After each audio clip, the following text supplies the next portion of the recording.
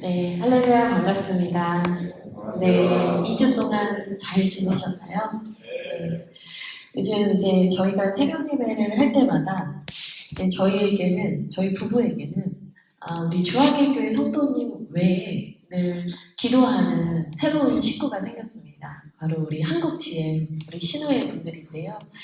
하나님께서 이렇게 만나게 하시고 또 기도하게 하시고 또 기도의 동역을 이어가게 하시는 게 얼마나 귀하고 감사한지 모르겠습니다.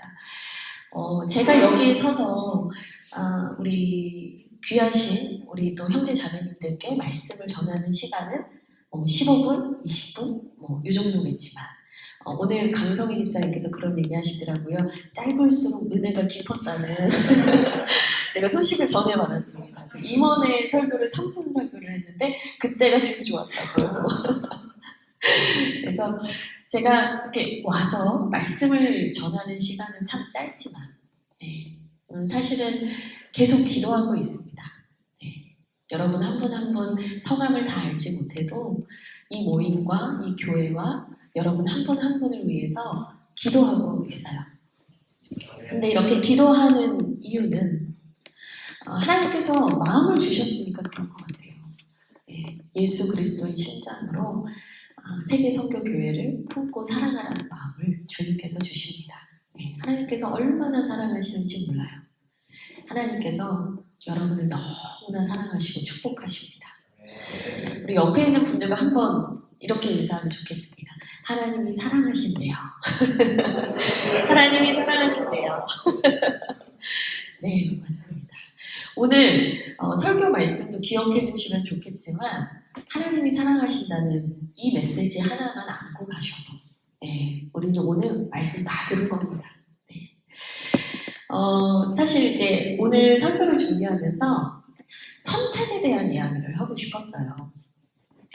인생은 선택의 연속인 것 같아요. 저보다 인생을 더 많이 살아오신 우리 어른들도 계시지만 제가 짧게나마 살아온 제 인생을 돌아보면 선택이 인생에서 너무나 중요해요. 그러니까 선택 하나에 따라서 우리의 인생이 달라지기도 하거든요.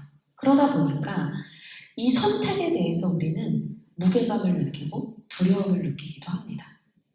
이 선택을 했을 때 이게 좋은 결과를 줄지 나쁜 결과를 줄지 그게 너무 두려운 거예요. 이 두려움이 때로는 너무 압박감을 주다 보니까 사람들이 이 두려움에서 벗어나고자 하는 행동들이 있는데 그 중에 하나가 이제 친한 사람, 지인들에게 찾아가서 상담을 하기도 합니다. 어떻게 하는 게 좋을까요? 그러니까 나를 잘 알고 내 마음도 잘 알고 내 인생도 잘 아는 분과 이렇게 상담을 하면서 이야기를 들으면서 내 생각을 정리해가고 결정을 할 때도 있습니다. 이거는 그래도 괜찮은 방법인 것 같아요. 근데 이제 정말 두려움이 극에 달하면 무모해지거든요. 그래서 어떤 일들도 하냐면 점집에 가기도 합니다. 제가 제일 요즘에 놀라는 게 뭐냐면 예전에는 그냥 쉬쉬하면서 이제 상담을 하시는 거예요. 교회 다니시는 분들이 내가 점집에 갔다 왔다. 너무 힘들어서 그랬다. 근데 잘 맞추더라, 용하더라, 이런 얘기를 하시면서 근데 괴롭다, 이러면서 저한테 이렇게 쉬쉬하면서 상담을 하시는 분들은 종종 있었는데 재밌는 게 요즘에는 드라마를 보면 주여 이러면서 교회 다니시는 것 같은 설정을 가지신 분들이 점집에 앉아있는 드라마를 되게 자주 보게 되는 거예요. 근데 이 드라마 작가들이 허구를 말하는 게 아니라 자기들이 사실은 취재한 내용들, 자기들이 들은 내용을 가지고 그런 거를 만들어내잖아요. 그러니까 믿는 사람인데도 점집에 가서 자기 앞날을 어떻게 해야 될지를 묻는 그런 일들을 보게 됩니다. 왜 그런가 이렇게 생각을 해보면 두렵기 때문입니다. 내가 이 선택 하나로 내 인생의 근간이 흔들리게 될까봐 우리는 너무나 두렵습니다.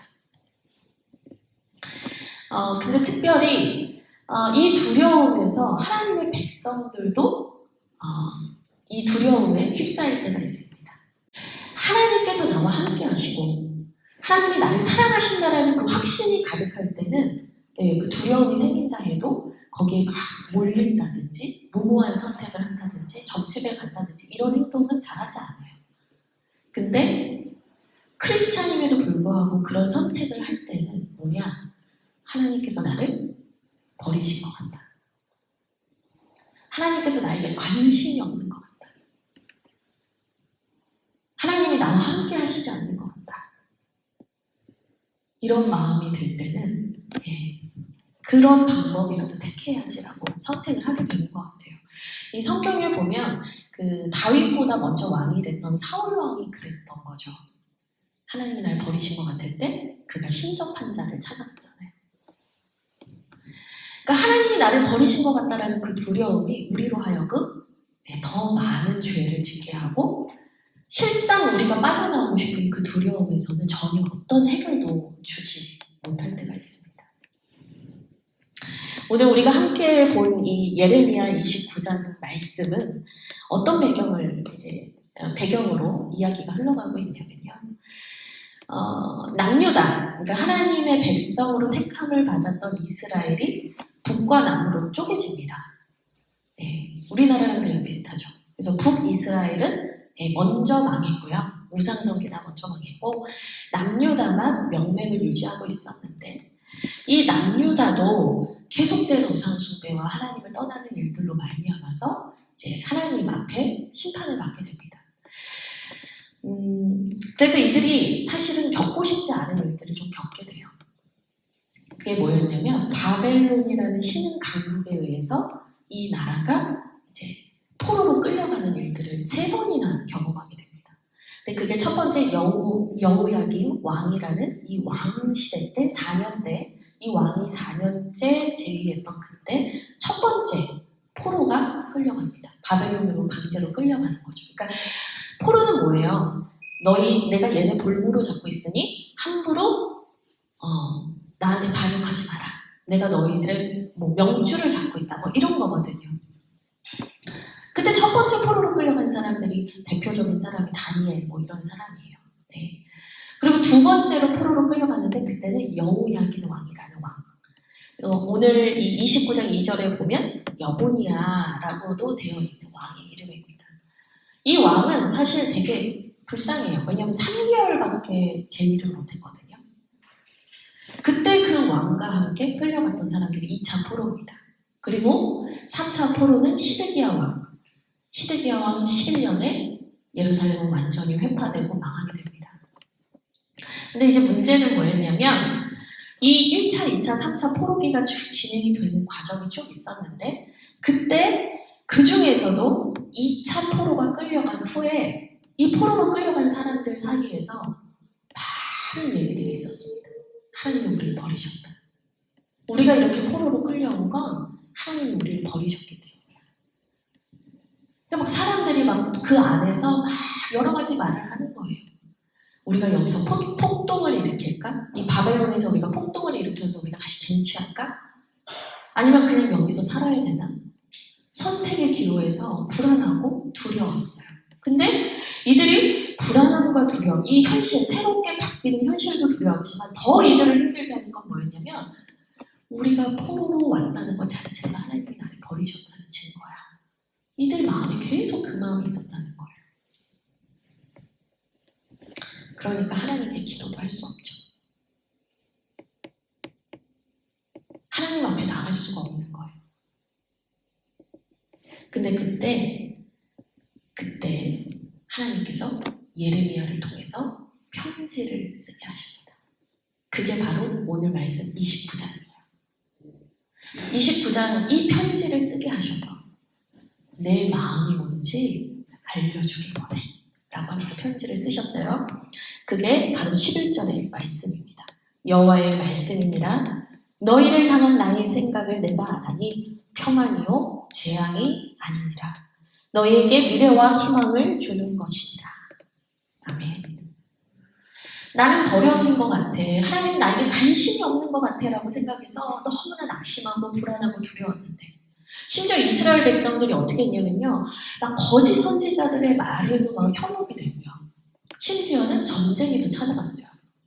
제가 앞서 말씀드렸던 오늘 그리스도인들이 점쟁이를 찾아간다는 일이 이 당시에도 있었어요.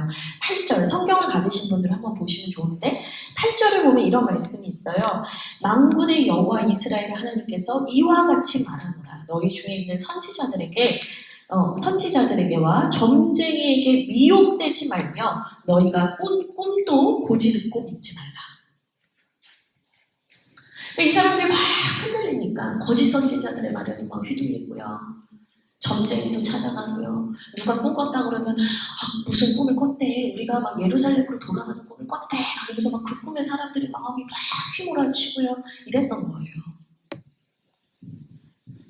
정작 하나님께는 아무것도 듣지 않았는데, 정작 하나님의 계획이 뭐고 하나님의 마음이 뭔지는 듣지 못했는데, 이 사람들이 하나님이 우리를 버렸다는 생각이 있으니까 계속 엄마 없는 아이처럼 저기 다녔던 거예요. 근데 주님 말씀하셨어요. 너희를 향한 나의 생각은 내가 안다. 재앙이 아니다. 평안이다. 미래와 희망이다. 근데 여기서 이제 미래와 희망이라고 했지만 원문을 보면 뭐라고 돼 있냐면 미래가 사실 이제 결국에는 최종적으로는 이런 뜻이거든요. 그러니까 내가 너희를 향한 나의 생각은 뭐냐면 결국에는 너희에게 평안을 주겠다. 난 너희를 버리지 않았어. 난 너희를 절대로 버리지 않았어. 오늘 이 말씀에서 너희를 향한 나의 생각은 내가 안다.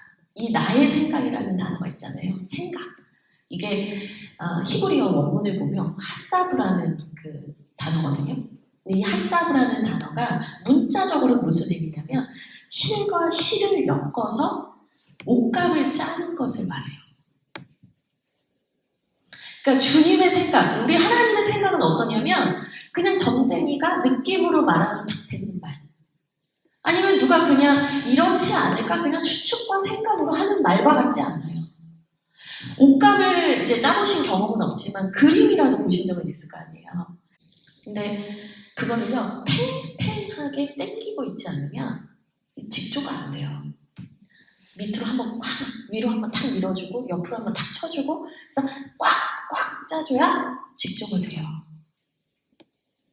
근데 지금 이 생각이라는 단어가 이런 것과 같다는 거예요. 그러니까 하나님의 생각은 그냥 해보는 말, 어쩌다 생각나는 말을 그냥 위로하겠다고 하는 말이 아니라 내가 가지고 있는 너희를 향한 나의 생각은 아주 치밀하다. 견고하다.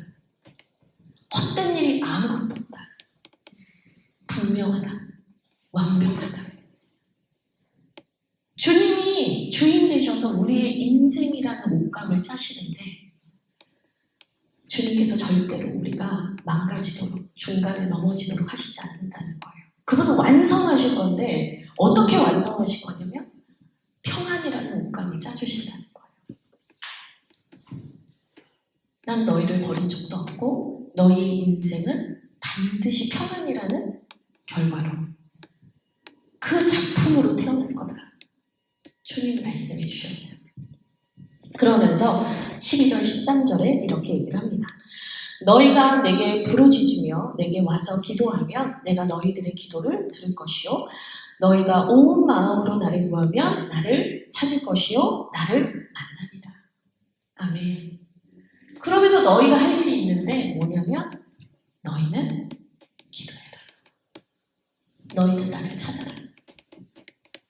다른 데 가지 말고 이 사람 저 사람 말 들으면서 갈팡질팡하면서 내 마음을 어쩌지도 못해서 왔다 갔다 하지 말고 너는 나를 찾으라는 거야.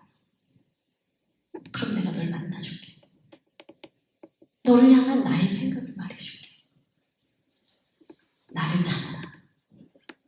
여기서 찾다. 이 13절에서 나오는 나를 찾다라는 이 찾다라는 말이 이 히브리어로 미완료 시제라고 하거든요. 그 미완료 시제는 뭐냐면 계속해서 반복되어서 진행하는 일을 말하는 시제예요. 그러니까 네가 찾고 날 찾으면 어제 찾았으니까 오늘 안 찾는 게 아니라 어제도 찾고 오늘도 찾고 앞으로도 찾고 네가 온 마음으로 나를 찾으면 내가 너를 만나줄게. 난 널 만나기 원한다. 내가 너와 함께 하길 원한다. 주님은 말씀하시는 거죠. 오늘 이 말씀을 통해서 하나님께서 우리 한국 지혜, 우리 신우회, 세계 선교교회 성도님들을 향해서도 말씀하십니다. 나를 찾아라. 내가 반드시 너희에게 말해줄 거야. 응답해 줄 거야. 내가 너희를 향한 얼마나 절묘하고 기가 막힌 계획을 가지고 있는지 알게 해줄 거야. 주님은 말씀하십니다. 그래서 이 말씀을 듣고 이 편지를 받고 사람들이 얼마나 위로를 받았을까 제가 생각을 해봤어요.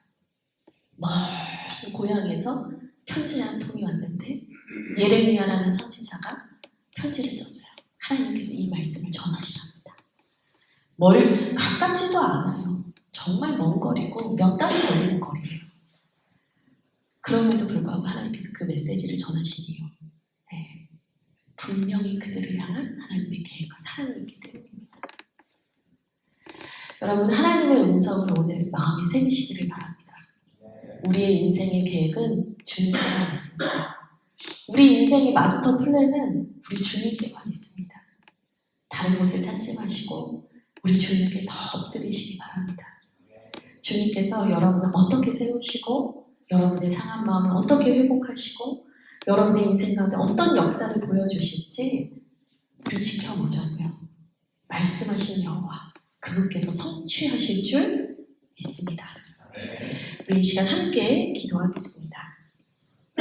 하나님 감사합니다. 오늘 말씀을 통해서 하나님 우리 한 분 한 분의 마음을 위로하시고 새 힘을 주시니 감사합니다.